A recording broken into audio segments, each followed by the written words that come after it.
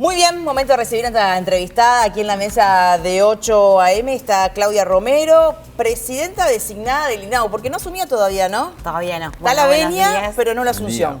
Está la venia, pero todavía no asumimos. Bienvenida. Así que bueno, muchas gracias. ¿Qué falta? La firma del Falta presidente. la firma del presidente y de los ministros. Sí, eso seguramente se dará cuando estén todas las venias. Yo creo que se darán estos días, porque además hay reunión y hay consejo de ministros, o sea que no creo que falte mucho. Y después la designación del vicepresidente también, o del director, Mauricio Fuentes. Así que bueno, para entrar con todo el equipo a la cancha. Está bien. Bueno, ¿y cuáles serán las prioridades de su gestión cuando ingrese al INAU? Bueno, en realidad hay tantas que es difícil. Pero me imagino que deben haber algunos puntos rojos. Sí.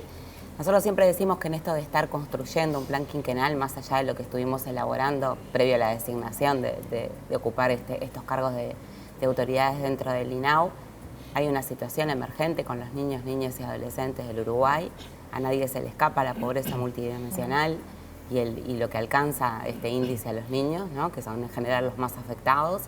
A nadie se le escapa tampoco los episodios de violencia que estamos viviendo y que cada vez se configuran más en centros más grandes, ¿no? Porque no hablamos de violencia intrafamiliar, sino que hablamos de violencia comunitaria y de violencia territorial. Y eso impacta directamente en el INAU. Primero, porque es el instituto garante de los derechos de las niñas, niños y adolescentes.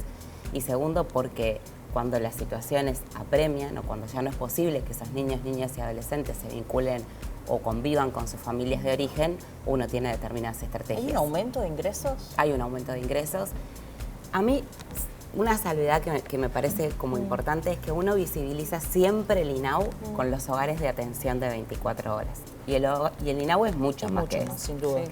El INAU es el instituto que tiene que generar las garantías. Claro, y trabajar en territorio, ¿no? Ahí está, trabajar en territorio con diferentes modalidades, pero incluso con todos los niños, niñas y adolescentes del país. O sea, no son solamente los niños que llegan. Ahí ya llegamos tarde, o sea, cuando perdimos todas las capacidades de que esos niños estén con su familia, de que estén en sus barrios, en sus comunidades y lleguen a un centro de 24 horas, ya estamos generando una situación más de buffer, de compensación, que de poder haber prevenido esas situaciones. Y ahí sí están los hogares donde sí es un punto rojo.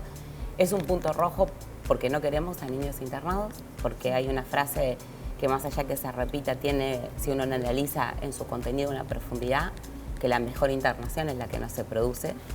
A nadie le gusta desvincular a un niño de una familia que lo pueda cuidar, obviamente que cuando esas garantías no están dadas es el recurso que tenemos. Es un rojo porque no queremos que ingresen, pero es un rojo porque cuando queremos que ingresen, queremos que se den determinadas garantías y queremos que además sea por el menor tiempo posible. ¿Esas garantías no están ahora? A veces sí, a veces no. ¿En qué? En muchas cosas. Primero porque cuando uno... ¿Cuál es la relación de un cuidador con niños? Primero eso, ¿no? ¿Qué capacidad tenemos o qué capacidad tienen los funcionarios y funcionarias de cuidar en forma, quizás con indicadores de calidad a esos niños que están en un hogar? Ahí vamos a la capacitación de los funcionarios. Por supuesto, a la capacitación de los funcionarios, a la relación de los cuidadores con respecto a los niños. De los indicadores más importantes que tienen que ver con una optimización del desarrollo en los niños y niñas cuando están internados es la relación cuidador-niña. Porque, ¿por qué es la relación cuidador-niña? Porque un niño cuando necesita que lo cuiden, necesita que lo cuiden en ese momento. Que lo abracen, necesita que lo abracen en ese momento. Si un cuidador tiene que estar con 5, con 6, con 7, ¿no? El tiempo de internación también es importante. No solo acá que aumentó el número de niños ingresados a un hogar, sino que además el tiempo de los niños que han aumentado, casi el 40% llevan un año en un hogar. Y la idea es que se produzca la desinternación o la desinstitucionalización lo antes posible. Los adolescentes que egresan con un modelo de egreso definitivo, ¿no? Pensado, programado, planificado, y los niños, bueno, con otras modalidades que no signifiquen estar en un hogar de 24 horas. ¿Cómo se llega a casos extremos como el de Rivera, por ejemplo, que no es la primera vez que sucede? Una adolescente declarada ausente que está bajo la custodia del INAU, se encuentra en una boca de pasta base retenida bajo amenazas. ¿Cómo se llega a ese tipo de situaciones? Eso no pasa solo en niñas y niños ingresados en hogares de INAU. Eso es una primera premisa que tenemos que tener en cuenta. ¿Por qué la situación es alarmante? Porque esas situaciones se están repitiendo y no solo para niños que estén internados. Sí. Entonces, ahí hay que generar una política interinstitucional que nos comprometa a todos, que por suerte el compromiso de diferentes actores dentro del Poder Ejecutivo y el Poder Legislativo está, pero que tiene que ver con un abordaje que no responde ni solo al INAU ni solo a una disciplina. Responde a salud, responde a vivienda, responde a educación, porque son niños que quedan en situaciones expuestas. ¿Cómo llega a eso? Uno tiene que pensar que los hogares, si estamos hablando específicamente de los hogares del INAU, y esto que vos te hacías referencia, Jimena, que tiene que ver con las salidas no autorizadas, tiene que ver con que los hogares no son cárceles, no son lugares de encierro. Eso lo han planteado muy bien y lo ha planteado mucho Silvia Nane cuando hizo la interpelación y hablaba de la diferencia de las fugas o de las salidas no autorizadas. Esta mirada punitiva, uno no... Está bien, pero ahí el INAU, los cuidadores no tienen ese vínculo con el adolescente de qué te pasa, por qué te querés ir, cuál es tu situación. ¿Falta ese acompañamiento del adolescente que lo lleva a esta chica a irse, por ejemplo? Bueno, yo no puedo decir que los cuidadores no tienen ese vínculo, porque creo que una de las primeras acciones que queremos implementar es recorrer el país, porque el INAU no es solo Montevideo. Entonces, la necesidad de acercarnos a los hogares y la necesidad de acercarnos a los funcionarios la hemos repetido en cada espacio en los que hemos estado. Algunos lo tendrán y otros no. ¿Qué capacitación tenemos para eso? Y bueno, es la que nosotros también estamos tratando de priorizar en un plan en el que vamos a desarrollar. ¿Qué necesitamos para ser cuidadores? ¿Qué necesitamos para estrechar esos vínculos? ¿Qué necesitamos de la infraestructura también? Porque convengamos también que las niñas, niños y adolescentes que se encuentran en hogares vienen rotos. Sin duda. Y que muchas veces la salida no autorizada no tiene que ver solamente con que si me vinculo bien o no con el cuidador. Tiene que ver porque estoy demostrando algo, porque tengo una rebeldía, porque quiero ir a visitar a mi familia de origen, como muchas veces pasó, o porque quiero encontrarme con mis amigos y quizás no es hora, y entonces estoy diciéndote que mejor que no salgas y salgo. O sea, para entender las situaciones hay que contemplar todas las aristas, porque muchas veces uno sale con una noticia y esa es una foto, pero la realidad se compone de muchas fotos que tienen múltiples miradas. Claro, pero hay que tener cuidado que al contemplar esa realidad no estemos inclinando la balanza justamente a potenciar o aumentar una situación de riesgo que puede ser para ese menor y adolescente, ¿no? No, por supuesto. Y Porque además, a veces yo creo uno, que... capaz que en esa permisividad que es entendible y adecuada a cada contexto, está saliendo un adolescente que después lo vemos en una situación mucho más complicada que capaz que la que derivó en su ingreso a un centro. Es que yo creo que la no permisividad a veces da eso también. No, obvio, porque sí, uno de sí, lo que pues. dice es, no es lo mismo un hogar de Rivera que un hogar de Florida. No, totalmente. Y no es lo mismo porque también uno puede mapear determinadas cosas. Hoy por hoy en Uruguay están mapeadas las situaciones de riesgo. Hoy por hoy hay estudios que dicen dónde se genera la violencia, en qué barrio se genera más violencia. Y en los departamentos del interior también sabemos que los departamentos de frontera tienen un riesgo que no los tienen otros, porque existe la explotación, porque existe la trata. ¿Cómo lograr, para mí el trabajo en territorio interinstitucional es fundamental? Y la experiencia me dice, en lo que fue mi trabajo muchos años justamente en territorio, es que los recursos más o menos siempre han estado, y sobre todo cuando había más ONGs, y la articulación se vuelve tan complicada. A veces cada uno como que se mete en su chacrita, incluso a veces se superponen recursos con determinadas familias y otros quedan más desprotegidos. ¿Cómo lograr? Pero no es de ahora, de años. De años. Estoy totalmente de acuerdo ¿Y contigo. cómo se logra eso? Porque a veces los recursos están. Nos quejamos a veces de falta de recursos. Los recursos están. Lo que pasa es que no se articulan bien. Es difícil, ¿no? Comparto lo que decís. Digo, me ha tocado por mi profesión necesitar de otros recursos y es verdad, a veces llegamos más de una vez a las familias, a veces no llegamos a otras familias. Yo creo que primero necesitamos de una voluntad política. De esa voluntad se desprende un compromiso político. Yo creo que hoy están todas las cartas en la mesa para que eso ocurra y en diferentes planos. Desde el presidente, desde el Poder Ejecutivo a través de los ministerios, pero con una fuerte empuje desde el Poder Legislativo también.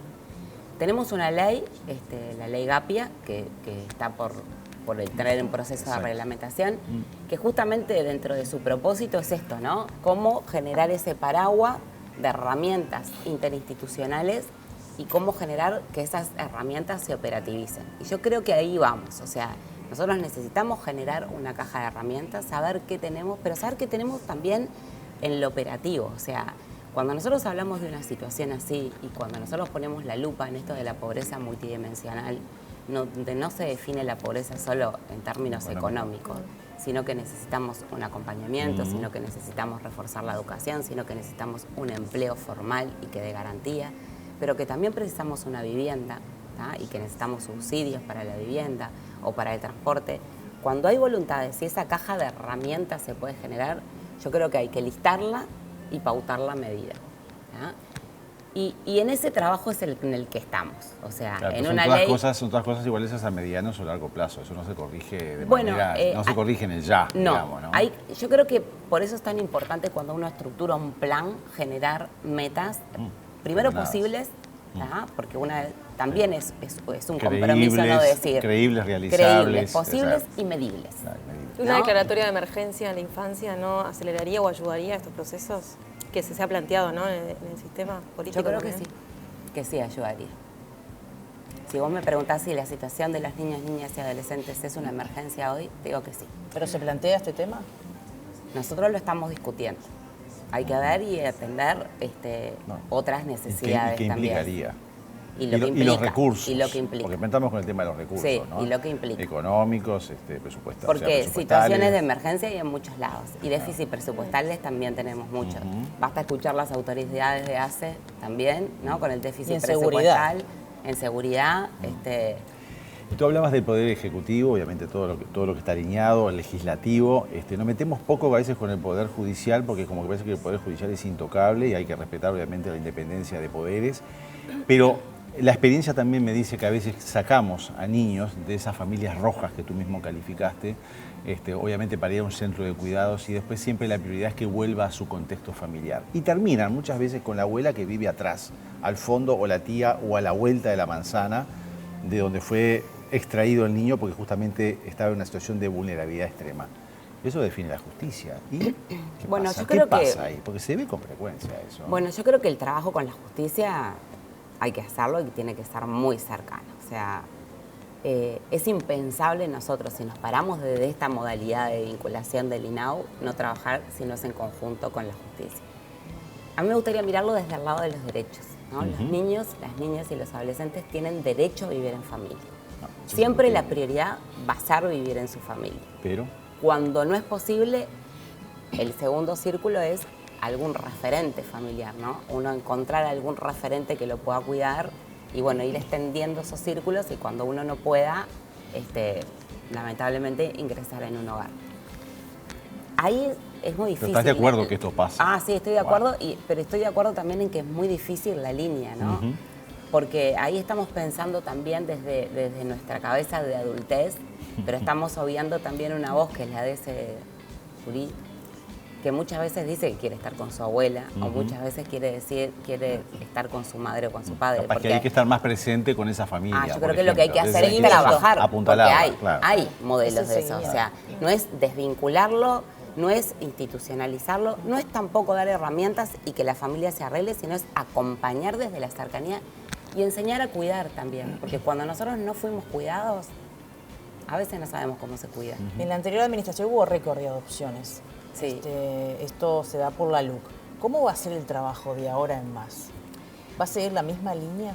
Bueno, eso lo vamos a tener que ver, porque si bien hubo un aumento en el número de adopciones, de los reportes que surgen y sobre todo el reporte que nos hizo la directora, todavía en ejercicio también, Natalia Argencio, es que si bien hay aumento del número de adopciones, no hay un seguimiento de lo que pasa en esos niños, en esas familias ¿Y esto por qué adoptivas. se da? Y bueno, ha habido una omisión de bastantes registros, el Observatorio de Infancia y Adolescencia que tiene el INAU no está funcionando, ha habido problemas con los sistemas de información del INAU, no se ha cargado toda la información, no hay una lectura en tiempo real de la información Pero también. en la administración pasada no hubo un seguimiento de ninguna de las Hubo, adopciones. no sé si no hubo un seguimiento, porque a mí no me gusta ser tan Sí. así blanco fallaron. negro, pero fallaron los seguimientos luego de que fueron adoptados. Todos, algunos, el número no te lo sabría decir. ¿Eso lo, Sí sé- lo descubrieron en la transición? Bueno, hay muchos datos que nos están dando y vinculados nosotros a esta institución que sabemos de la transición. Nosotros tenemos un documento que nos acercó el actual presidente, Guillermo Fossati, Aldo Velázquez, y otro documento que nos acercó Natalia Argenzo y su equipo con el que estuvo trabajando estos años.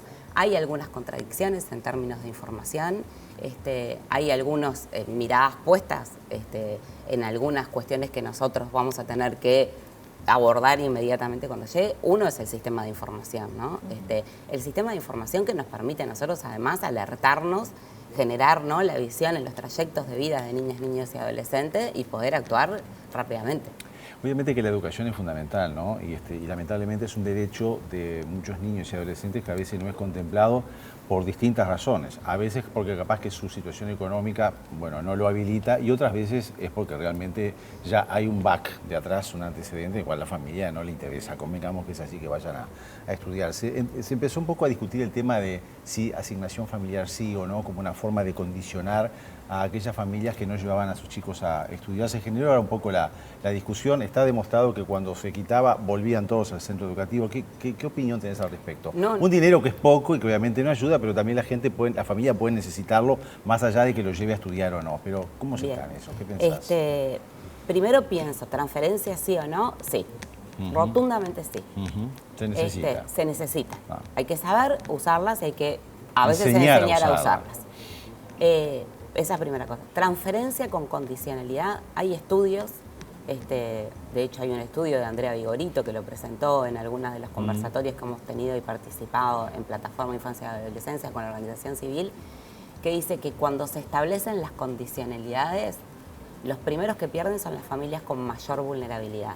Hay veces hay familias que no es que nos lleven a los niños a la escuela porque no quieren. A veces no se puede. O a veces pasa algo que argumenta en forma entendible esa ausencia. Pero en de esos los casos no niños se a la puede actuar de escuela. otra forma. Sí, se tiene que actuar de otra forma, pero no con condicionalidad. ¿No habría que tipificarlo eso? Porque hoy en día capaz que decimos, sí, hay familias que no lo llevan porque no pueden, hay familias que no lo llevan porque quieren, pero es como muy... No, Sí, o sea, que no hay números tipificarlo, exactos. Pero hay que tipificarlo. Pero vieron que las inasistencias fueron un argumento para decir que no se necesitan más centros de primera infancia, más CAIF o que no están niños a la escuela. Y cuando uno va, muchas veces las situaciones de violencia en territorio Justifica. impiden Claro, que los niños salgan. claro. Nosotros escuchábamos historias desde un CAIF que se empezaban a escuchar las balaceras en determinados barrios y que decían cuerpo a tierra y los niños de 3 años se metían abajo de la mesa. favor. Escuchábamos esas balaceras y sabemos que hay niños, niñas que después de determinada hora no pueden salir de su casa. Bueno, y O algunos a se determinada- trasladaron a otros barrios para vivir con familiares por el Entonces, miedo y por la inseguridad que había en la Si ciudad. a mí me dicen, no lo llevé a la escuela porque hubo una balacera y yo no quería salir Sí, de no lo casa vas a porque llevar. tenía miedo, le decís, bueno, perdiste la transferencia porque no lo llevaste. No, de ninguna manera. O sea, sí, claro que tenemos que tipificar. ¿Cuántos niños, niñas y adolescentes tenemos en Uruguay? Cada vez nacen menos niños, ¿no? Sí. Si uno ve el censo, dice, ¿cuántos hay menores de 14 Y van a años? nacer 100. menos cada vez.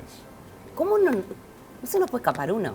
Entonces, que tenemos que tipificar, sí. ¿Por qué nos los mandan? ¿Qué podemos ayudar? ¿Qué hay que hacer? ¿No?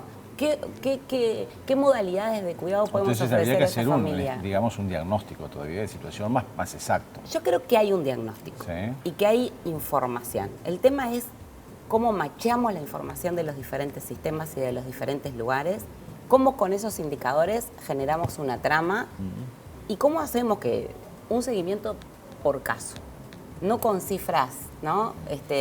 Porque las cifras a veces son frías y cuando uno esa cifra la asocia a una cara, una historia, una familia, Por caso es complicado. Es complicado para el volumen que hay, ¿no? Tenemos que ir cerrando. Gracias por Muchas la gracias. visita. Un Y placer suerte. recibirte. Muchas gracias. Mucho Muchas trabajo. Suerte. Muchas gracias por este espacio y Mucho este trabajo. encuentro. Espero ser mensajera de mejores bien. noticias Ojalá. en otro momento. Ojalá. Muchas Muchas gracias.